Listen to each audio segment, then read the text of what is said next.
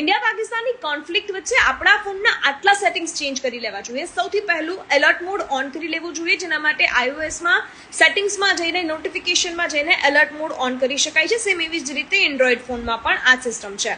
બીજી બાજુ આપણા વોટ્સએપમાં ઓટોમેટિક ડાઉનલોડનો ઓપ્શન બંધ કરી દેવો જોઈએ. જેમ કે આપણા ફોનમાં આવતા ફોટોઝ છે, વિડીયોઝ છે, કોઈ ડોક્યુમેન્ટ છે, અને ખાસ કરીને આપણે જ્યારે કોઈ વાઈફાઈ એરિયામાં હોય ત્યારે એ ઓપ્શન દેખાડતા હોય છે કે જ્યારે વાઈફાઈ હોય ત્યારે ઓટોમેટિક ડાઉનલોડ થઈ જાય, તો એ પણ બંધ કરી દો. કારણ કે પાકિસ્તાનની મિસાઇલો કામ નથી કરતી, એટલા માટે હવે તે સાયબર અટેક કરી રહ્યું છે. અને આ સાયબર અટેક આપણા વોટ્સએપમાં મેસેજ દ્વારા આવી શકે છે, ફોટો આવી શકે છે, વિડીયો આવી શકે છે, કોઈ વેબસાઇટની લિંક આવી શકે છે, કોઈ ડોક્યુમેન્ટ આવી શકે છે, બની શકે ઓપરેશન સિંધુના નામે પણ કોઈ ડોક્યુમેન્ટ આવી શકે છે, જે આપણે ઓપન કરીશું અથવા તો ઓટોમેટિક જો ઓપન થઈ જશે તો એ આપણો ફોન છે તે હેક થઈ શકે છે. આપણો ફોન હેક થશે તો શું શું થઈ શકે, everyone knows about that.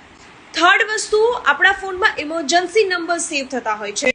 A emergency નંબરમાં આપણે ખૂબ જ નજીકના લોકોને જોઈન કરી લેવા જોઈએ, એના નંબર્સ એડ કરી લેવા જોઈએ, અને સૌથી વધારે ઇમ્પોર્ટન્ટ 112 નંબર સેવ કરી લેવો જોઈએ ઇમરજન્સી નંબરમાં. કોઈ પણ સિચ્યુએશન આવે ત્યારે 112 નંબરથી આપણે મદદ મેળવી શકીએ છીએ. સાથે જ ગૂગલ એપમાં લાઈવ લોકેશન હાલ પૂરતું બંધ કરી દેવું જોઈએ એવા વિસ્તારોમાં કે જે પાકિસ્તાનની બોર્ડરને અડીને આવેલા વિસ્તારો છે. ખાસ કરીને એવા રાજ્યો ગુજરાત, રાજસ્થાન, પંજાબ, જમ્મુ કાશ્મીર છે. આ માહિતી તમારા સગા સંબંધીઓ સાથે જરૂર શેર કરજો.